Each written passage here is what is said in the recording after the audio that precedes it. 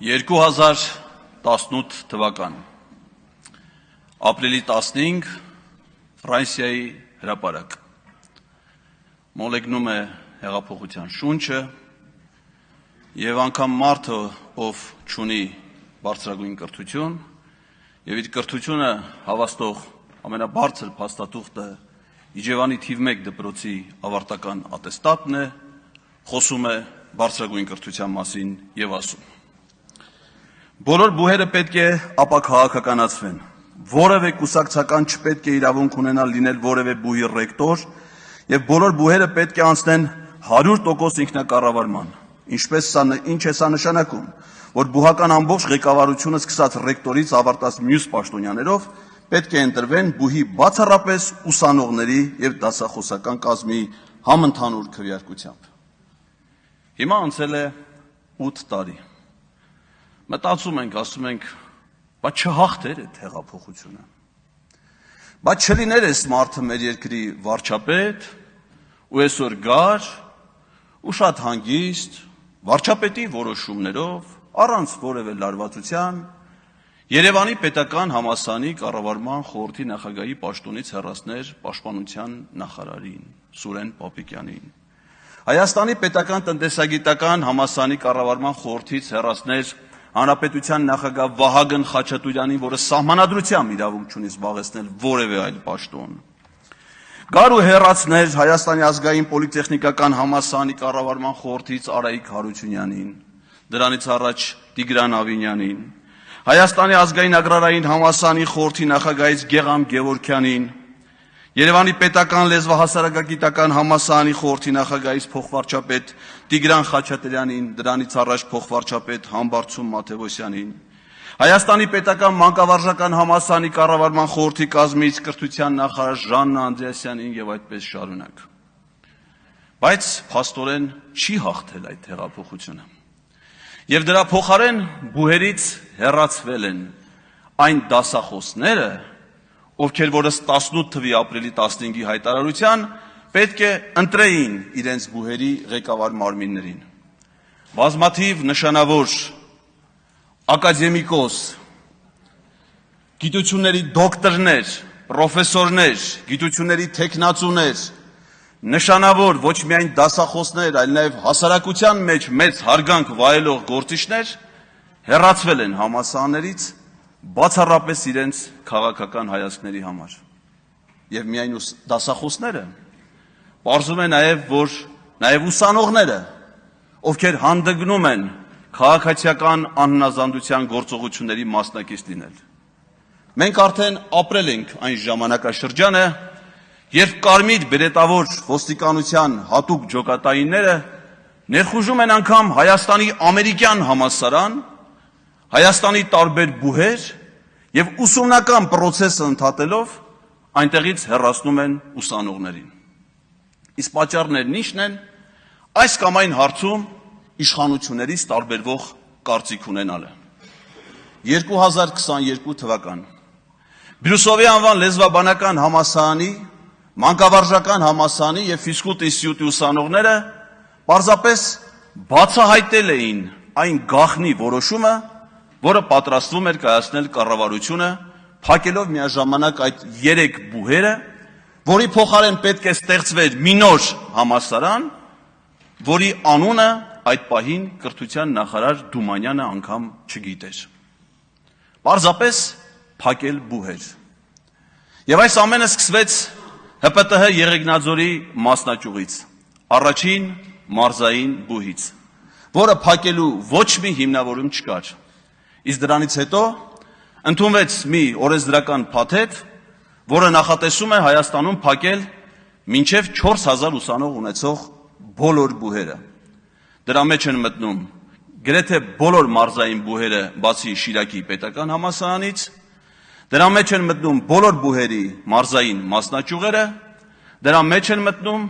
հատուկ բուհեր, որոնք օբյեկտիվորեն ուղղակի չեն կարող ունենալ մեծ թվով ուսանողներ։ Ասենք Երևանի պետական կոնսերվատորիան կամ Գեղարվեստի պետական ակադեմիան կամ թատրոնի կինոյի պետական ինստիտուտը։ Նրանց մասնագիտական առանձնահատկությունն է ենթադրում անգամ առանձին դեպքերում անհատական մոտեցում ուսանողների եւ դասախոսների հարաբերություններում։ Եվ արդյոք սա վերաբերում էր միայն բուհերին։ Պարզվում է, որ ոչ։ Այս ամենը վերաբերվում է նաեւ հանրակրթական դպրոցներին։ Ինչպիսին է լինի կառավարության որոշման ձևակերպումները, ինչպիսին է լինեն դրա շուրջ մեկնաբանությունները, ոչ ոք չի հերքում, բոլորը նաեւ հաստատում են, որ այս ուսումնական տարվանից իրենց սեփական դպրոց չեն հաճախելու 231 հանրակրթական դպրոցների աշակերտներ։ Հիմնականում հեռավոր բնակավայրերում, լեռնային, բարձր լեռնային համայնքներում, սահմանամերձ համայնքներում։ Մեկնաբանվում է, որ աշակերտների թվաքանակի պակաս լինելն է դրա պատճառը։ Աշակերտների թվաքանակի պակաս լինելը կարող է պատճառ լինել կրթական մեթոդաբանությունը վերանայելու, ուսումնական գործընթացի կազմակերպումը դրան համապատասխանեցնելու, այլ ոչ թե դպրոցները փակելու համար։ Ես ինքս դպրոցահասակ երեխաների հայր եմ։ Ես մտածում եմ, եթե ես ապրեի իմ հայրենի Ազատեք գյուղում, որտեղ ունեմ առանձնատուն, ապա իմ 7 տարեկան աղջիկը ստիպված պետք է ամեն առավոտ դպրոցական ավտոբուսով գնա վայք, մասնակցի դասին եւ օրվա երկրորդ կեսին հետ գա։ Ցածր դասարաններում դասերը ավարտվում են ավելի շուտ, քան բարձր դասարաններում։ Տարբեր դասարաններում կրթական process-ն ունի իր առանձնահատկությունները։ Ոչ ոք չի մտածել այդ երեխաների մասին։ Իսկ ինչ է դա հանգեցնելու է գյուղերի հայաթափման։ Կառավարությունը հայտարարել է 300 դպրոց, 500 մանկապարտեզ ծրագրի մասին, որը արդեն պետք է ավարտված լիներ, այս տարի պետք է ավարտվեր 2026 թվականին, բայց տարին կավարտվի այդ ծրագրի ցածր կատարողականով։ Ու ինչն է հետաքրքիր, որ պարզվում է, որ այդ նորակառույց դպրոցների մեջ են փակվող դպրոցները, որովհետև կառավարության որոշմամբ փակման ենթակա են մինչև 100 աշակերտ ունեցող դպրոցներ, իսկ նորակառույց դպրոցների մեջ մեծ թիվ են կազմում դպրոցներ, որոնք նախատեսված են ուշադրություն մինչև 100 աշակերտի համար։ Եվ ինչ է սա, եթե ոչ պետական բյուջեի միջոցների վատնում։ Կարելի է մտածել, որ այս ամենը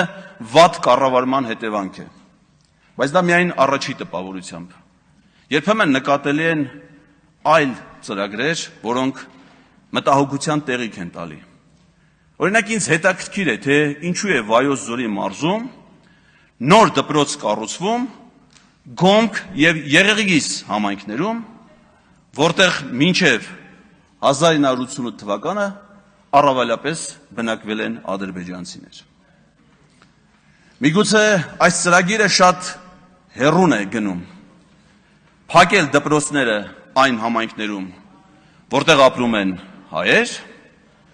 կառուցել դպրոցներ այն համայնքներում, որտեղ ժամանակին ապրել են ադրբեջանցիներ։ Այս դահլիճում ես շատ եմ լսել անհանգստություն, թե արդեն օգոստոսի կեսն է, ուր են այն 300,000 ադրբեջանցիները։ Միամիտ պետք է լիներ կարծելու համար, որ նրանք Հայաստան պետք է գային հենց առաջի օրը։ Բայց նրանք, ովքեր միամիտ չեն, ոնց որ թե հասկանում են, թե ոնց է նախապատրաստվում նրանց բնակեցումը Հայաստանում։ Պարզավոր նրանց բնակեցումը առաջին հերթին պետք է լինի այն բնակավայրերում, որտեղ նրանք ապրել են նախկինում, պետք է նրանք ապրեն գետոներով, առանձնացված, նաև իրենց անվտանգության խնդիրները լուծելու նպատակով։ Իսկ այս ամենի հետ միասին ինչպես է ներկայացվում հայ հասարակությանը ապագա ծրագրերը։ Ակադեմիական քաղաք։ Այդ գեղեցիկ վառ երևակայությունը, որը պետք է իբր դառնա իրականություն, մի անհանգստություն է ինձ պատճառում։ Նեղ են փողոցները ակադեմիական քաղաքի։ Կարելի էր մի քիչ ավելի լայն անել, որպեսզի այնտեղ սովորող ուսանողներ ավելի լավ պայմաններ ունենան, բայց ցավոք սրտի դա իրականություն չի դառնա, իսկ իրականություն է այն, որ այլևս գոյություն չունի ամենագեղեցիկ եւ լուսավոր ակադեմիական քաղաքը՝ Ստեփանակերտը։ Արայիկ Հարությունյան